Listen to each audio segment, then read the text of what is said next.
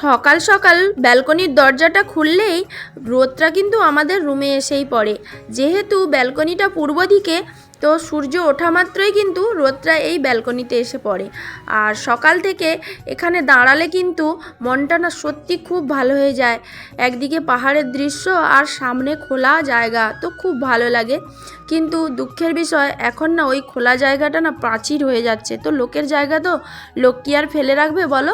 দেখো এই যে প্রাচীর হচ্ছে, কিন্তু আমরা যখন প্রথম আসি না, এই জায়গাটা খোলা ছিল, আমরা ঘুরতাম, তো ভালো লাগতো কিন্তু।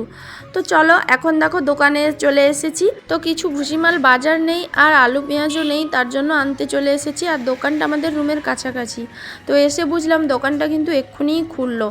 আর দোকান থেকে দেখো মাল নিয়ে এখন রুমের দিকে ফিরছি। যেতে যেতে কিন্তু একটা গোলাপ গাছ আমার চোখে পড়লো। তো এই গোলাপ গাছটা এত সুন্দর আর বড় বড় ফুল হয়েছিল, তো তোমাদের সঙ্গে শেয়ার না করে কিন্তু পারলাম না। আর যাওয়ার সময় আমি লক্ষ্য করেছি, কিন্তু তখন আমার কাকুর মেয়ে ফোন করছিল, তাই আমি ভিডিওটা নিতে পারিনি, কিন্তু এখন নিচ্ছি। তো এই বাড়িটায় কিন্তু খুব গাছ আছে, আমি প্রায়শই লক্ষ্য করি। আর এই হাঁসগুলো দেখো আমি কিন্তু নিত্যদিন দেখি, তারপরে তোমাদের ভাবলাম একটু দেখিয়ে দিই। তো হাঁসগুলো কিন্তু খুব ভালো লাগে, এখানে দাঁড়িয়ে দাঁড়িয়ে এরকম রোদ খায়। আর ওই যে সাদা বিল্ডিংটা দেখছো, ওইটাই কিন্তু আমরা থাকি। তো চলো এখন ইন্ট্রোটা দিয়ে দিই। তো শুভ সকাল বন্ধুরা, আশা করি তোমরা সবাই ভালো আছো, আর আমিও বেশ ভালো আছি। আর দেখো এখন দোকান থেকে কিছু জিনিসপত্র নিয়ে কিন্তু রুমের দিকে ফিরছি। তো চলো আজকের ব্লগটা শুরু করা যাক। আর এই যে দেখো এই প্রাচীরটার কথাই বলছিলাম, এই প্রাচীরটা কিন্তু নতুন করে উঠছে। আর সকাল থেকে না মুড়ি মাখিয়ে খেয়েছি। তো শীতকালের মুড়ি মাখা মানে জানো খুব টেস্টি হয়, তো ওটা কিন্তু ভিডিও করতে না ভুলে গেছি। আর এখন দেখো দোকান থেকে এসে আগে সোয়েটারটা খুলে দিয়ে বিছানাটা গুছিয়ে নিচ্ছি। আর মেয়েদের কাছে বিছানাটা না গোছালে যেন অনেক কাজ পড়ে থাকে মনে হয়। প্রতিদিনই ঘুম থেকে উঠে আগে বিছানাটা ঠিক করি, আজ উল্টোটা হয়েছে।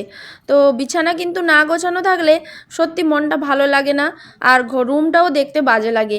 দেখবে বিছানাটা যদি ভালো করে গোছানো থাকে এবং বেডশিটটা টান টান করে পাতা থাকে, তাহলে রুমের কিন্তু একটা আলাদা সৌন্দর্য লাগে। বা ঢুকেই কিন্তু আগে বিছানাটাই চোখে পড়ে। যে কেউ আসুক বা কোনো কিছু দেখবে, রুমে ঢুকলেই কিন্তু সব কিছু বাদ দিয়ে বিছানাটাই কিন্তু আগে চোখে পড়ে। তো তার জন্য বিছানাটা কিন্তু আমি সব সময় গুছিয়ে রাখি। আর বিছানাটা গুছিয়ে রাখলে দেখবে জানালা দরজা খোলা দিলে কিন্তু রুমটা একটু ফ্রেশ লাগে সকাল থেকে উঠে, নাহলে কিন্তু বদ্ধ বদ্ধ লাগে। আর এখন দেখো ঘর দোর ঝাঁট দিয়ে এই বারান্দাতে চলে এসেছি, বারান্দা না ব্যালকনিতে চলে এসেছি। আর এই ব্যালকনি থেকে পাহাড়ের দৃশ্যটা দেখছো, এত সুন্দর লাগে না, তাই তোমাদের সঙ্গে একটু বেশি করে শেয়ার করলাম। আর ব্যালকনি ঝাঁট দিতে দিতে হঠাৎ দেখি ও রুমের দিকে আসছে এবং হাতে একটা টিফিন বক্স। তো জানি না কি নিয়ে এসছে, নিয়ে এলেই দেখাবো তোমাদেরকে। তো ওখানে একজন মাছ দোকানি এসেছিল, তো ও একটা বড় মাছ কিনে নিয়েছে।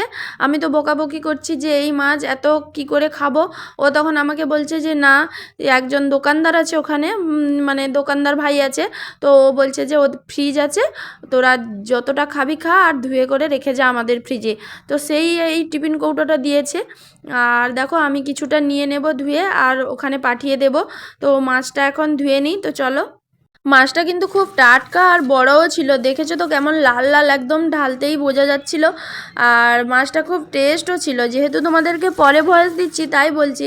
তো রান্না করে খেয়েছি, তো খুব টেস্ট ছিল। আর এখন দেখো মাছটা ধুয়ে কিছুটা রান্নার জন্য রেখে দিচ্ছি, আর কিছুটাই টিফিন কৌটায় করে আবার পাঠিয়ে দেব। তো তোমাদের দাদাভাই ফ্রিজে রেখে চলে আসবে, তো সুবিধাই হলো বলো, ফ্রিজ থাকলে কতই না সুবিধা। তো এখানে এত দূরে এসেও এরকম আমাদেরকে হেল্প করছে, তো এটাই কিন্তু একটা ভাগ্যের ব্যাপার। আর এখন দেখো আমি সবজি কাটতে বসে গেছি ব্যালকনিতে, কারণ ব্যালকনিতে বসেছি তো একটু রোদ লাগবে, তার জন্য শীতের রোদে একটু বসতে সবারই ইচ্ছে হয়। আর দেখো সবজি তো কেটে নিয়েছি। আর আজকে দুপুরের মেনু কিন্তু বেগুন ভর্তা, সিম ভাজা আর ওই মাছের ঝোল। আর শীতকালে বেগুন ভর্তা মানে সত্যি খুব একটা ভালো খাবার। তো যারা খেয়েছো তারা জানো, আর যারা খাওনি তারা কিন্তু একবার খেয়ে ট্রাই করো। বেগুন ভর্তা একটা আলাদাই মানে আনন্দ। সত্যি শীতকালে এই বেগুন ভর্তা ছাড়া যেন শীতকালটা আমার কাছে অসম্পূর্ণ লাগে। শুভ সন্ধ্যা বন্ধুরা। তো সন্ধ্যার সময় দেখো একটু টিফিন বানাবো, চলে এসেছি। আর তোমাদের দাদাভাই কাছ থেকে এলেই ওর তো একটু খিদে পায়, তো তার জন্য দেখো রুটি ছিল, মানে ওই যে তৈরি করা রুটি কিনতে পাওয়া যায় না, ওটাই ছিল 2 পিস। তো ওটাকে আমি কেটে কেটে হালকা তেলে ভেজে নিচ্ছি। আর সকালের একটু সবজি আছে, ওইটা দিয়ে রুটি দিয়ে খেয়ে নেব।